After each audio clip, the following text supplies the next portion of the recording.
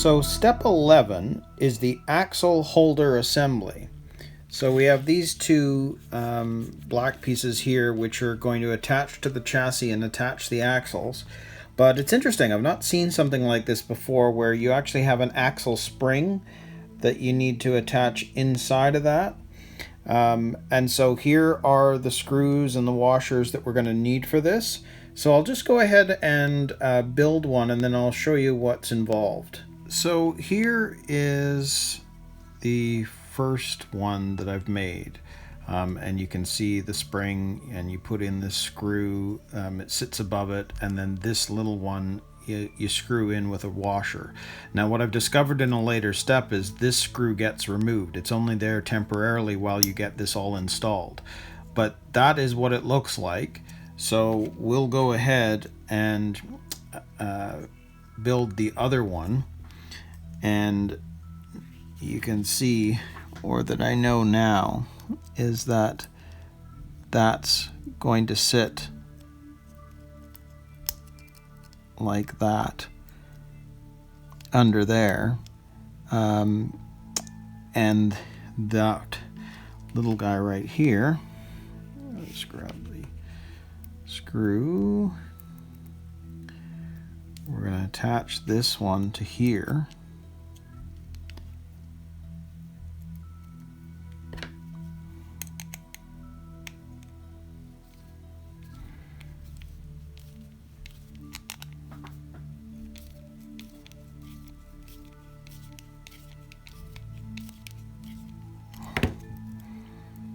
Yep, almost in.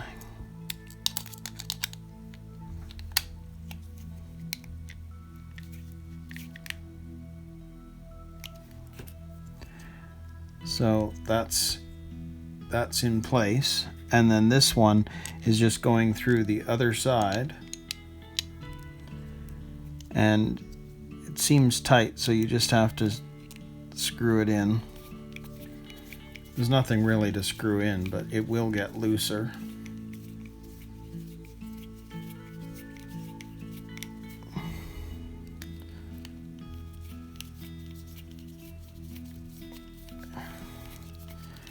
But I mean, we're going to be taking this out anyway.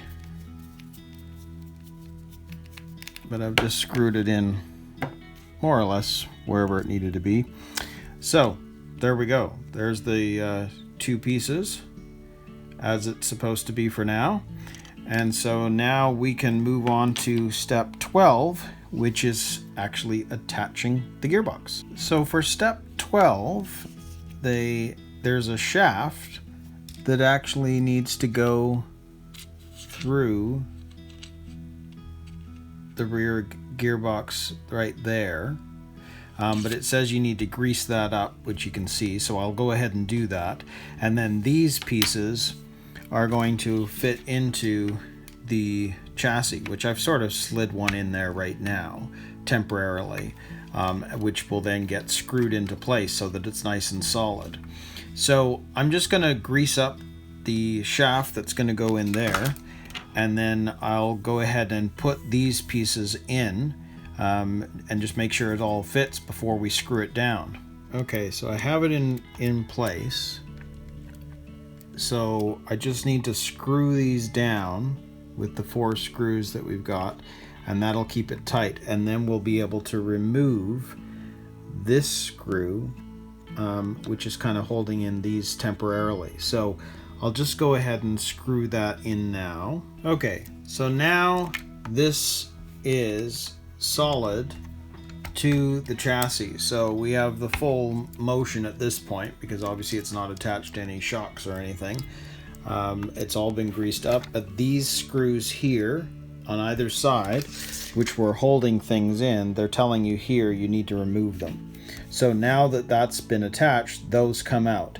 Now, a couple of things. It's telling you to connect the motor at this point too. Now you'll see in step 12, it's also showing you that you want to connect the cables of the motor at this point.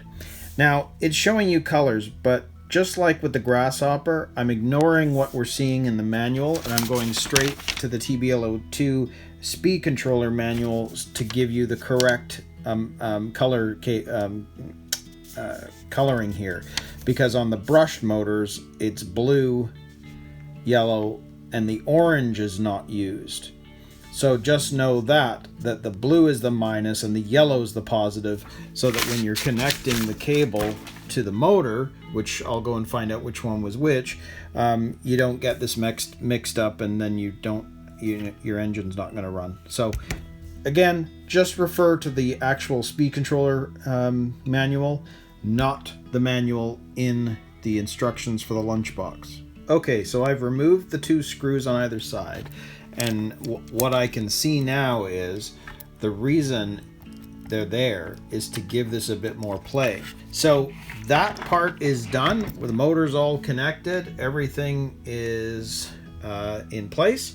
So let's move on to step 13, which is actually attaching the rear dampers. So here are the pieces we need for step 13. So there's the spring, the shaft, the cylinder thing here, the rubber boot, etc. And then we're going to grease this up, put it through there, put it through the spring, etc., etc., etc. Now what I find is this is very difficult to do on camera, because I put the body in between my legs to actually screw it in place. So, but here is one side. So I've done one side, which looks great. So it's in place. So now I'm just going to do the other one, and we'll move on to the next step. So there we have the finished rear axle attached to the springs. So the damper units for the rear are on. Now what's really interesting in terms of how this is put together is we know that this is the same gearbox as the Grasshopper, and as it being a solid axle, all it does is go up and down on the Grasshopper. But this one has some side sway, because the way they've built the back end, it's giving you that extra movement. So it's like a torsion bar that's on either side. So it's actually giving the axle some side to side play, which means this is going to be more stable than how the Grasshopper is built. So that's pretty cool. So we'll move on to step 14. Here we are on step 14, the battery holder assembly. Here, what's interesting is those have nothing to do with the battery. Those are the steering tie rods that you have to build in this step as well. So you've got the adjusters for the steering tie rods, the shafts. These 2 pieces here, they have everything to do with the battery holder. And it's just that piece, this little side piece. So I've pulled them together there. Those are what we're going to need. And you can see that there's the sponge. Well, it's actually even already pre-cut into the right size, which I'll end up installing on here. So I'll go ahead and do that, and then we'll move on to step 15, and I'll attach everything using the BB2 screws, and you need 10 of them. So I just need to get the front piece and that all attached. So I'll just do step 14 and 15 together pretty much, and then we'll move on. So here is the battery holder assembly, and I've put the foam piece on, and then you've got this, which on the truck you'll actually close it and use a pin to keep that down. So that's locked in place, and then you'll slide it, open it up to be able to get the battery out. So that part's done. So I'm working on the tie rods for the steering. And again, I have to tell you, these shock pliers are awesome even for this, because it just makes it so easy to just turn them whichever way you need. So, you know, I'm coming up with actually other uses for these shock pliers that rather than just them being for shocks. So this makes my job so much easier, having something I can really firmly grip to be able to even turn the tie rods. So I'm just going to get them to the right lengths, because with these, they're wanting them at the small one at 30 millimeters width and the long one 48 millimeters width. So I'm just going to get those set up to what they need to be, and then I'll move on to installing all this on the chassis. So for step 15, we needed to attach the battery holder to the chassis, this front part which will be used for the front suspension, and then the tie rods. So here we go. It's all complete. It's all attached. We've got the tie rods on the servo ready to go, the front piece, and then of course the battery holder. So we can now move on to step 16, which is building the front arms. So for step 16, we're building these front arms, and I'm going to start with this one, A12, just so that I'm not confused. I'm not going to even take off the part A11 off the tree. We're just going to stick with A12. But these are all of the parts, screws, etc. that we're going to need for this step. Quite a few parts, actually. So I'm just going to start putting this one together, and then I'll move on to the next one, and then we'll go from there. So there you have one side ready to go. So you have the front arm and the steering knuckle on, and then you have this metal brace which actually holds on the bottom piece of the front spring. So that is one arm. So I'll go ahead and build the other side now. So here we have the finished front arms, both sides. They're ready to go. So we're going to move on to step 17, which is attaching the arms to the chassis and the bumper to the chassis. But I got to tell you, this is really interesting. If you take a look at how the arms attach, and you can see that there's the piece that's going to lock the arms in place. The pieces on the lunchbox are pretty much identical. Well, they are identical to the Grasshopper. So if you look at those arms and you look at the piece that's going to lock them in place, well, I've pulled out the Grasshopper for a second, and you see the arms. They're the same. And that piece right there, I mean, I can literally put it over top of that. It's the same piece.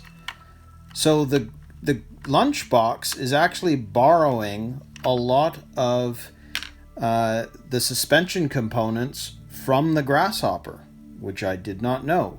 So that's really quite interesting, because there's the Lunchbox suspension. You can see it's identical to the Grasshopper. So that's just an interesting point. So I'm going to go ahead and put these on, and then we'll move on to step 18. Okay, so the front arms and the bumper are now on. So everything's in place. And then you have the buckles that are going to attach to the arms. Now, you can see here that they're saying click them in at this point. I'm not going to. One of the things I've never understood with the build of this is that those arms need to be straight. And in 19, it shows adjusting toe angle, and you can see that they want them straight across. Well, if in 17 you've snapped on the buckle, in 19, if it's wrong, you're going to have to pop that off, turn the buckle, and then put it back on again. And what I find with those, they're hard enough to get on and off in the first place that I'm going to wait to do that. So from step 17, we move on to 18, which is installing the front dampers. And once that's all in place, it then shows you make sure that those axles are in alignment. I'm going to wait till there to actually click them on, because if they're in alignment, I'll click them on. If they're not, I can spin the adjuster very easily. So I would not, I mean, my recommendation is if you're building this, do not put those on yet. Wait until 19 so that you know, and that way you only have to click them in once. So now we're moving on to step 18, which is attaching the front dampers. So I've pulled together the pieces here, and we're only needing 2 of the BA5 nuts. So I'll go ahead and put that together, and we'll move on to step 19. So moving to 19, which is where we need to make sure that these are all in line so that they're level. I plugged everything in, and sure enough, they weren't quite right. So I've done some fine tuning on this, and so now if we look at this straight, they're more or less level now compared to what they were. So I did some fine tuning and adjusting these before I snapped them in place. So you can see that when it actually, the suspension's working, they're moving a bit anyway in terms of their final position. So I'm happy with this now.